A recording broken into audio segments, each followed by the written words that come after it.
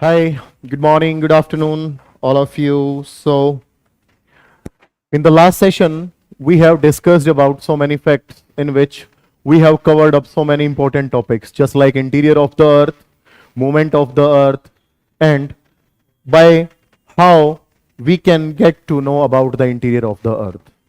So, shall I revise it first? First one is, if I tell you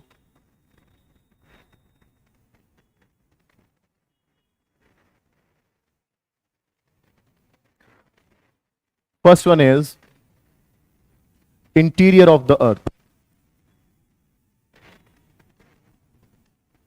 If I talk about the earth, then its movement. And after that, its formation, right? So we have covered up these topics, and we can also say that this is the base. ये base है बेटा interior of the अर्थ का। कैसे बनी है वो, हम कैसे पता लगा सकते हैं, तो कुछ चीजों के अंदर हमें ये टॉपिक्स हेल्प करेंगे। नाउ उसके बाद हमने डिस्कस किया वी हैव सोर्सेज। सोर्सेज में मेरे प्यारे बच्चों हमने किए, first one was and second one was indirect sources. Direct sources वो सोर्सेज थे जिसके अंदर हमें यह पता चलता है कि ये पृथ्वी, ये जो अर्थ है, ये जो प्लैनेट्स हैं, ये कैसे बने हैं, राइट। सो उसके लिए हमें, फॉर्मेशन के लिए हमें कुछ और चीजों के बारे में बात करनी पड़ेगी, वो हम अभी करते हैं।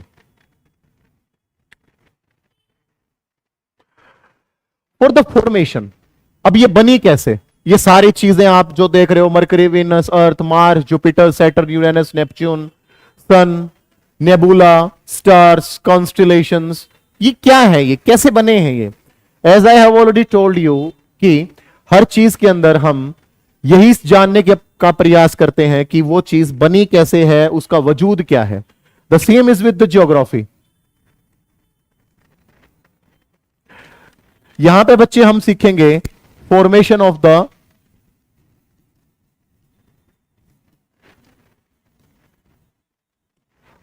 Earth and universe. So, many scientists have given their theories. बहुत सारे साइंटिस्ट ने बेटा जी ये बोला कि ये पृथ्वी ऐसे बनी है, ये ब्रह्मांड ऐसे बना है, ये ब्रह्मांड ऐसे बना है। उनमें से कुछ था बेटा nebular hypothesis,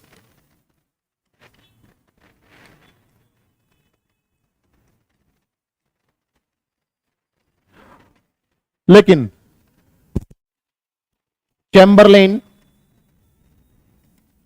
and Moulton, all the students are urged that whatever I am writing on the board, you have to write it down because it will help you. It will help you to create the base, right? And if we want to become preservant in English, then we have to cover up all the topics, and there is the only way to cover up all the topics. Just write it down, everything. So, formation of the earth के अंदर बेटा जी कुछ ऐसी theories दी scientist ने बेटा जो आगे चल के फ्यूचर में वो एक्सेप्टेबल नहीं हुई, कि ऐसे थोड़ी बन सकता है। हिंदू माइथोलॉजी के अनुसार, बाइबल के अनुसार, कि भाई एडम और ईव थे पहले इंसान, भाई ईव ने wisdom of fruit just like एक एप्पल तोड़ लिया, उसकी वजह से भगवान ने हमें यहां भेज दिया। लेकिन ये चीज है ज्योग्राफी नहीं मानता। No, geography doesn't follow. Geography एक एम्पेरिकल अप्रोच फॉलो करता है। एम्पेरिकल अप्रोच का मतलब है कि सबूत चाहिए, कानून सबूत मांगता है भाई, राइट।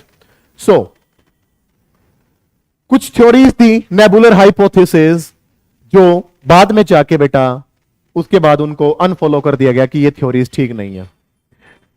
जो सबसे अच्छी थ्योरी मानी जाती है, जो सबसे एक्सेप्टेबल थ्योरी है, वो है बिग बैंग थ्योरी। कौन सी है मेरे बच्चे? Big bang theory. Big, big का मतलब आपको पता है बहुत बड़ा, बैंग, बैंग का मतलब धमाका, और थ्योरी का मतलब एक सिद्धांत, जिसके अंदर बेटा साइंटिस्ट्स ने यह बताने की कोशिश की, ज्योग्राफर्स ने यह बताने की कोशिश की कि initially if I choose the blue color. So initially, पूरा universe, the whole universe was confined to a small particle. सिर्फ पूरा ब्रह्मांड क्या था? एक स्मॉल पार्टिकल था जिसका इनफाइनाइट वॉल्यूम था और इनफाइनाइट टेम्परेचर था.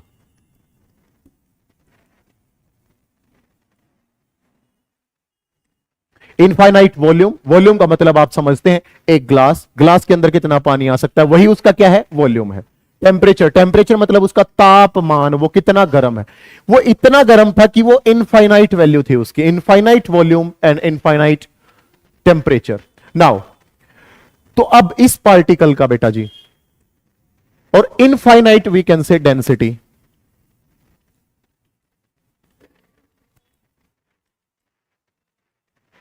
Infinite density. अब 4 to 5 billion years ago, 4 to 5 billion, 1 billion में मेरे कितने बच्चे होते हैं बताओ? 100 करोड़. Yes, nice. तो 1.3 बिलियन अगर इंडिया की पॉपुलेशन है तो कितने करोड़ है? 130 करोड़ लोग, राइट. सो 1.3 बिलियन, तो मतलब आज से कितने 400-500 करोड़ साल पहले इस पार्टिकल में बेटा जी एक बहुत बड़ा बैंग हुआ. बैंग मतलब बहुत बड़ा एक्सप्लोजन हुआ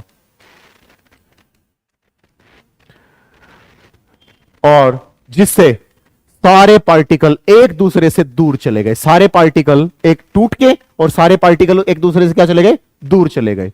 दूर जाने का क्या हुई? एक्सपेंड. क्या हुई बेटा? एक्सपेंड. और इसी थ्योरी से हमें पता चला कि our universe is very nice, बहुत ही बढ़िया, एक्सपेंडिंग. अब अगर हमें इसका, as I have already told you, geography is the mixture of science, English, mathematics, chemistry, everything you will study over here. So अगर हम एक बात करें कि यूनिवर्स इज एक्सपेंडिंग और हमें इसका एक्सपेरिमेंट करना हो तो आप एक बलून लेंगे. क्या करेंगे आप? बलून लेंगे, एक गुब्बारा लेंगे. गुब्बारे के ऊपर you will put dot dot dot dot dot dot dot, right, and you will blow the air.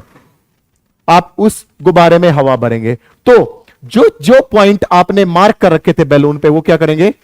दूर जाते जाएंगे, एक्सपेंड होते जाएंगे. और बेटा जी यही एक एक्सपेरिमेंट जो सबसे कारगर है बिग बैंग थ्योरी के लिए, वो मैं आपको बता चुका हूं. अब balloon experiment, right, you will put the dot. यही यहां पे हुआ कि इनफाइनाइट टेम्परेचर था, इनफाइनाइट डेंसिटी थी, इनफाइनाइट वॉल्यूम था, एकदम से एक्सप्लोजन हुआ, टूट के बेटा जी वो सारी चीजें क्या होती गई? दूर होती गई. क्या होती गई? दूर.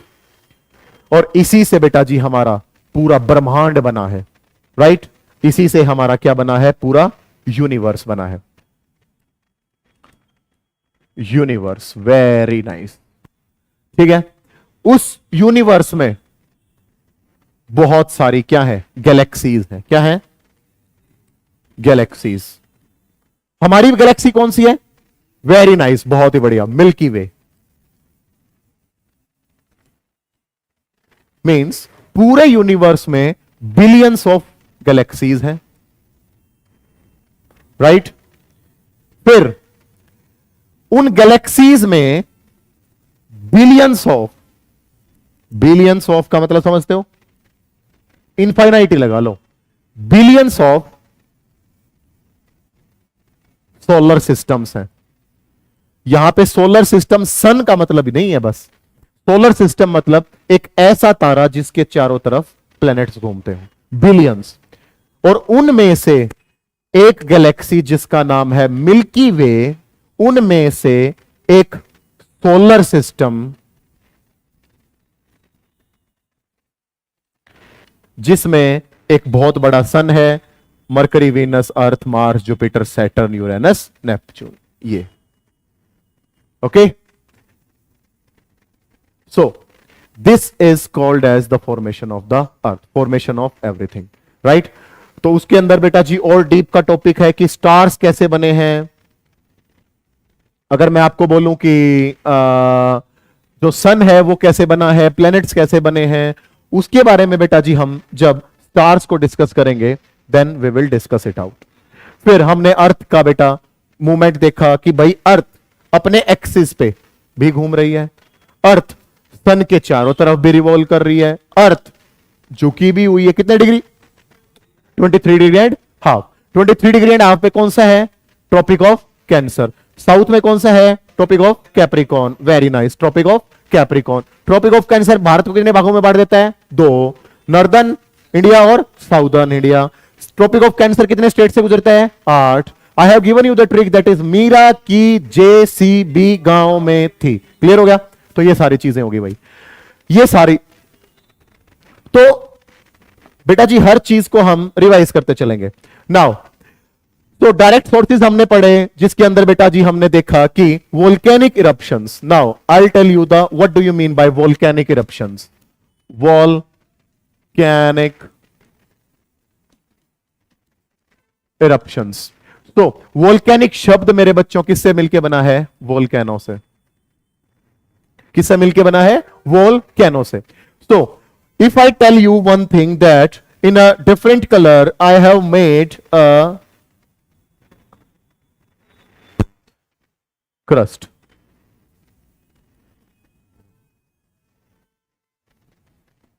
Crust. In a different color I have made a mantle and then core. It is the interior of the earth. Outermost layer is called as, and middle layer is known as, and बिल्कुल जो नीचे है वो क्या है, core. अब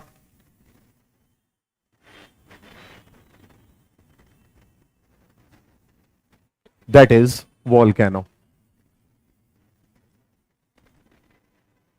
volcano तो ज्वालामुखी। Okay, जैसा कि मैंने आपको बताया कि डेप्थ किसके डायरेक्टली प्रोपोर्शनल है, वेरी नाइस, टेम्परेचर के और प्रेशर के और डेंसिटी के। तो जितना नीचे हम जाते जाएंगे टेम्परेचर उतना बढ़ता जाएगा और किसी पॉइंट पे आके इतना ज्यादा टेम्परेचर हो जाता है कि जो भी उसमें मिट्टी या फिर पत्थर, चट्टान, कोई भी अगर चीज है, रॉक्स, वो क्या है, पिघल जाती है। वो क्या है, मतलब चट्टानों को भी पिघला देता है, इतना टेम्परेचर है धरती के अंदर।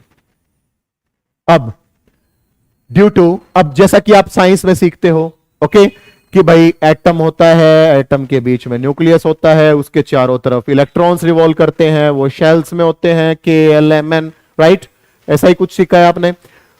तो बेटा अब इलेक्ट्रॉन्स का फ्लो क्या कहलाता है, इलेक्ट्रॉन्स यहां फ्लो कर रहे हैं, यहां फ्लो कर, वो क्या कहलाता है, करंट। क्या कहलाता है, करंट। इलेक्ट्रॉन्स फ्लो कर रहे हैं तो it will give rise to form the current. Now अब ऐसे ही बेटा जी कुछ करंट्स होते हैं जिनको हम बोलते हैं कन्वेक्शनल करंट्स। कौन से, कन्वेक्शनल करंट्स।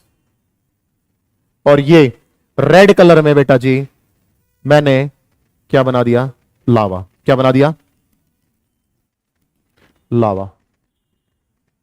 अब ये लावा ड्यू टू कन्वेक्शनल करंट ऊपर आता जाएगा, ऊपर आता जाएगा, ऊपर आता जाएगा, आता जाएगा, आता जाएगा और धड़ाम। और यही क्या कहलाएगी बेटा, वोल्केनिक इरप्शन। क्या कहलाएगी बेटा, वोल्केनिक इरप्शन, राइट। जब magma due to convectional current volcano की ओपनिंग से बाहर आ जाता है, उसी को बोलते हैं वोल्केनिक इरप्शन। क्लियर हो गया। तो इंटीरियर ऑफ द अर्थ का हमें किससे पता चला बेटा, वोल्केनिक इरप्शन से, कि भाई धरती के नीचे क्या है। चलो आज करते हैं बेटा जी हम indirect sources.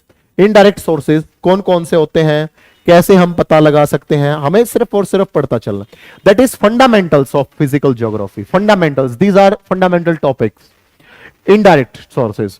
So indirect sources is, suppose हम जैसे जैसे नीचे जाते हैं डेंसिटी बढ़ती जाती है, लेकिन हम इनडायरेक्टली भी बेटा जी बता सकते हैं कि जो चीज हमें नहीं दिखती। The other indirect sources include gravitation. So that is gravitation.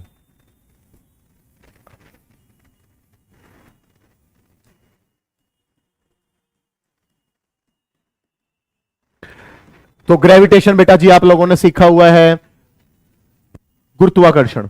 Suppose if I am throwing this marker, तो ये नीचे क्यों आ रहा है, दैट्स ऑल. यही क्या है, गुरुत्वाकर्षण है. यही क्या है, ग्रेविटेशन है. राइट ये किस स्पीड से आ रहा है बेटा, 9.8. राइट कि भाई हर चीज को ग्रेविटी अपनी तरफ खींच रही है. और वो किससे पता, फोर्स कौन सी होती है बेटा, वो M G. M is mass of the object and G is gravitational constant. Right that is 9.8 meter per second. But बेटा अर्थ पे कई जगह ऐसी हैं जिसमें कहीं कहीं पे ग्रेविटेशन अलग अलग है.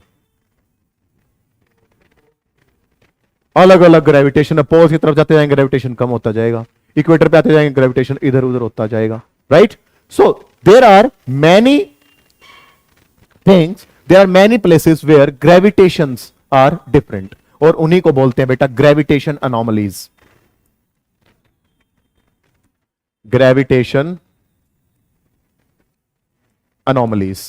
अनोमलीज का मतलब डिफरेंसेस. अनोमलीज का मतलब डिफरेंसेस. क्लियर हो गया. इनसे भी बेटा हमें पता चलता है कि अर्थ के अंदर क्या है, what is inside in the interior of the earth. Now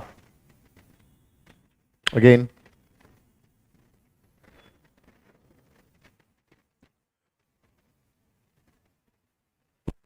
seismic activity. What do you mean by seismic activity? Seismic. ठीक है जी, बहुत ही बढ़िया. Seismic. Seismic is totally related to earthquake. Totally related to earthquake. Why does the earth shake? Why does the earth shake? इसके अंदर बेटा जी earthquake का बहुत बड़ा टॉपिक आएगा कि earthquake क्यों आता है. आपने सिर्फ और सिर्फ छोटी क्लासेस में यही सीखा है कि भाई टेक्टोनिक प्लेट्स टकरा जाती है, अर्थक्वेक आ जाता है. नहीं बेटा, ऐसा बिल्कुल नहीं होता. कोई उनको टकरा नहीं रहा है कोई.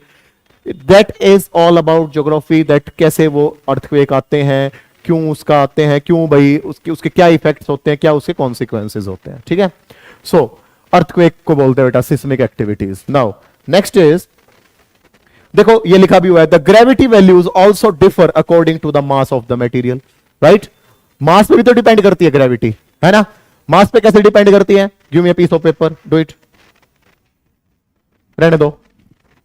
सो this is a wrapper, right, and give me a pen. Come on come on come on come on, do it fast, do it fast.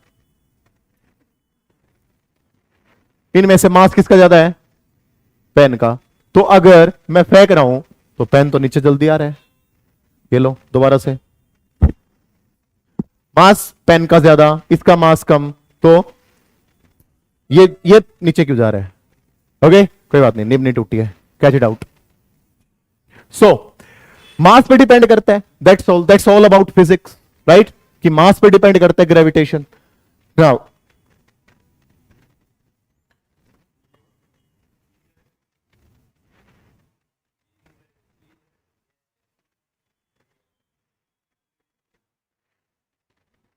Now, the reading of the gravity at different places is influenced by many other factors. These readings differ from the expected values.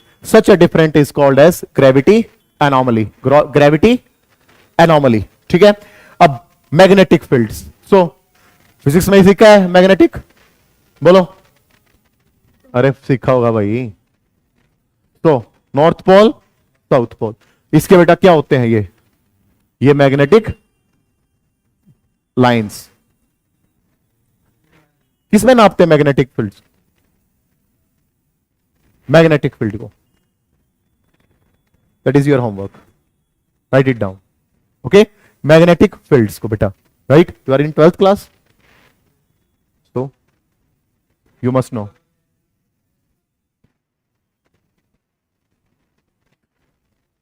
Magnetic field को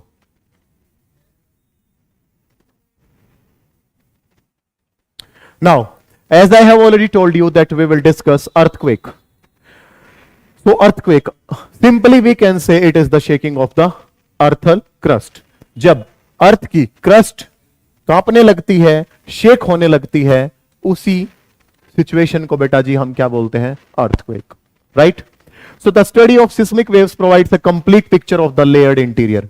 और जब हम earthquake को पढ़ते हैं तो बेटा जी हमें वो कंप्लीट पिक्चर दे देता है, किसकी? इंटीरियर ऑफ द अर्थ की। An earthquake in simple words is shaking of the earth. It is a natural event. ये क्या है बेटा? एक प्राकृतिक आपदा है। इसको कोई मैन मेड फैक्टर्स, हाँ थोड़े बहुत करते हैं, लेकिन मोस्ट ऑफ द टाइम्स ये नेचुरल होता है।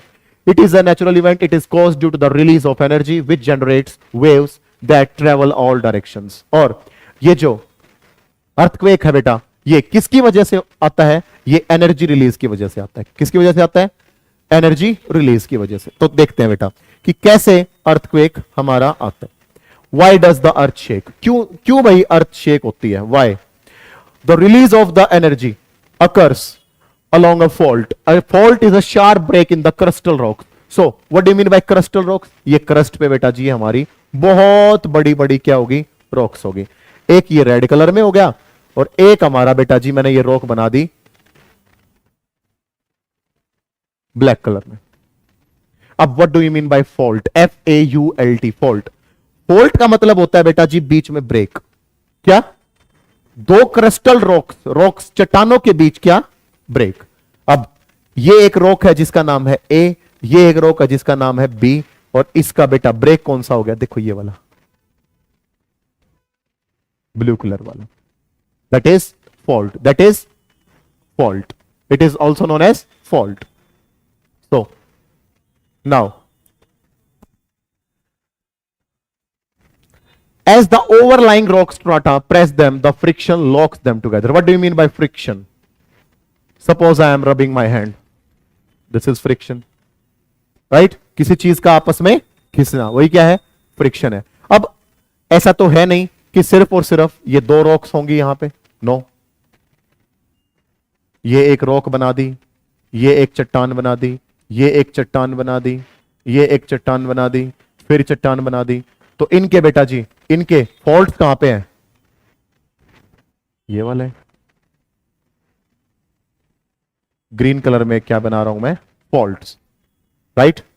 अब क्या सिर्फ और सिर्फ ये चार ही रॉक होंगी? इनके ऊपर भी रॉक होंगी। ये ब्लू कलर में बना दी, ये ब्लू कलर में बना दी। अब इनके फॉल्ट्स कौन से हो गए? ये ब्लैक कलर में। तो क्या सिर्फ यही होंगी? नहीं, इनके ऊपर भी रॉक्स होंगी। रॉक के ऊपर रॉक, रॉक के ऊपर रॉक बढ़ती जाएगी, और उन्हीं को हम क्या बोलेंगे? Overlying rocks. क्या बोलेंगे बेटा? Overlying rocks. तो जो उन रॉक्स के ऊपर रॉक्स होती हैं वो उसको जकड़े रहती हैं, उसको मूव नहीं करने देती, राइट? उसको मूव नहीं करने देती। क्लियर हो गया? अब अगर give me a piece of paper, come on, do it, do it, do it बेटा। Suppose this is a rock, right? And it is overlying rock, right? तब तक ये फोन इसको हिलने नहीं दे सकता जब तक इसका वेट इससे ज्यादा है। अगर मैं नीचे से फोर्स ज्यादा दे दूंगा तो बेटा ये टूट जाएगा। That's all. यही बात यहां पे मैं आपको बोल रहा हूं कि ओवरलाइंग रॉक्स, जो रॉक के ऊपर रॉक है, वो उसके ऊपर दबाव दे रही है ग्रेविटी की वजह से, तो वो उसको कब तक जकड़े रह सकती है? जब तक नीचे से फोर्स नहीं लग जाती। और अब होगा क्या बेटा? As a result, however, their tendency to move apart at some time overcomes the friction. और एक पॉइंट ऐसा आएगा कि बेटा वो सारी रॉक क्या हो जाएंगी? हट जाएंगी, फट जाएंगी। ठीक है? और उसी को बोलते हैं बेटा जमीन फटना। ऐसा होता है ना कि अर्थक्वेक में आपने देखा है that the overlying rocks part apart. So, as a result, blocks get deformed and eventually they slide past one another. और एक दूसरे से बेटा वो स्लाइड हो जाएंगी, दूर हो जाएंगी। This causes a release of energy. और इससे बेटा जी क्या होगा? एक एनर्जी का जन्म होगा। उसी एनर्जी को हम कहते हैं earthquake. right? So as I have already told you, crust, mantle, core, crust, mantle and core. यहां से एनर्जी निकली, यहां पे क्रिस्टल रॉक्स थी, ये एनर्जी यहां पे आई ऊपर, ये क्रिस्टल रॉक्स को हिलाया, उससे बेटा जी और एनर्जी पैदा हुई, इसीलिए जमीन हमारी हिलती है. That is known as earthquake, right? Earthquake का टॉपिक बेटा बहुत बार आता है. पी वेव्स क्या होती हैं, एस वेव्स क्या होती हैं, उन चीजों के बारे में हमने डिस्कस करना है अभी.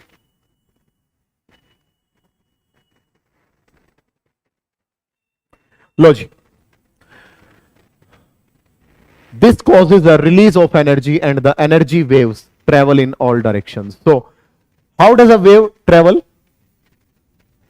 What do you mean by a wave? This is a crest, this is a trough, this is a crest, this is a trough. ऐसे तो वेव चलती है.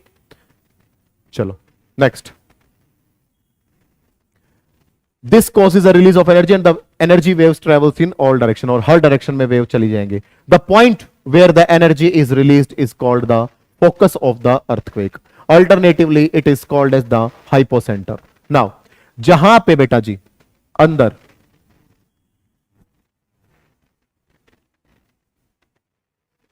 अगेन आई एम ड्रॉइंग, ये क्या क्रस्ट, ये क्या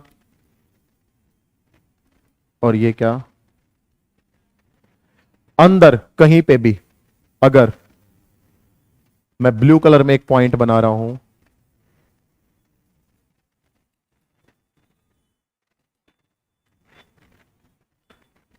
ये जहां पे एनर्जी रिलीज हुई है उसको बोलेंगे बेटा हम फोकस. क्या बोलेंगे? फोकस. ठीक है. अब ये एनर्जी कहां जाएगी? ऊपर क्रस्ट की तरफ, सरफेस की तरफ, और कहां आ जाएगी? सरफेस पे, यहां पे. और इसको बोलेंगे एपिसेंटर. क्या बोलेंगे? एपिसेंटर. कि अर्थक्वेक चालू कहां से हुआ है, और जहां पे बेटा एपिसेंटर होता है वहां पे बहुत तबाही होती है. आप हिस्ट्री के अंदर आप देख सकते हैं गुजरात का अर्थक्वेक, जिसमें बेटा जी हजारों लाखों लोगों की जान चली गई. ऐसे ही बेटा इंडोनेशिया में बहुत सारे अर्थक्वेक्स आते हैं, ग्रीस में बहुत सारे अर्थक्वेक आते हैं. सो ऐसा पॉइंट जहां से एनर्जी रिलीज हुई उसको क्या बोलेंगे? फोकस. ऐसा पॉइंट सरफेस पे जहां पे एनर्जी मिली है उसको क्या बोलेंगे? Epicentre. Formation of the universe में कौन सी थ्योरी है? Big bang theory. Very nice. उसको हम क्या बोलते हैं कि एक्सपेंडिंग यूनिवर्स. उसके अंदर हमने सीखा कि भाई कैसे हमने बैलून को फुलाया, कैसे पॉइंट्स एक दूसरे से दूर चले गए, कैसे हमने अर्थ की फॉर्मेशन बताई, कैसे अर्थ की मूवमेंट है, कैसे अर्थ का इंटीरियर है, इनडायरेक्ट सोर्सेज क्या है, ग्रेविटेशन क्या है. उसके अंदर फिर हमने सीखा कि बेटा कैसे हमने इनडायरेक्ट पॉइंट ऑफ व्यू से हमने सीखा कि अर्थक्वेक कैसे आता है, कैसे ओवरलाइंग रॉक्स फ्रिक्शन पैदा करती हैं. तो इनडायरेक्ट सोर्सेज और डायरेक्ट सोर्सेज. आई होप ये टॉपिक आपको क्लियर है. Earthquake in next class we will cover up. Thank you. Have a nice day.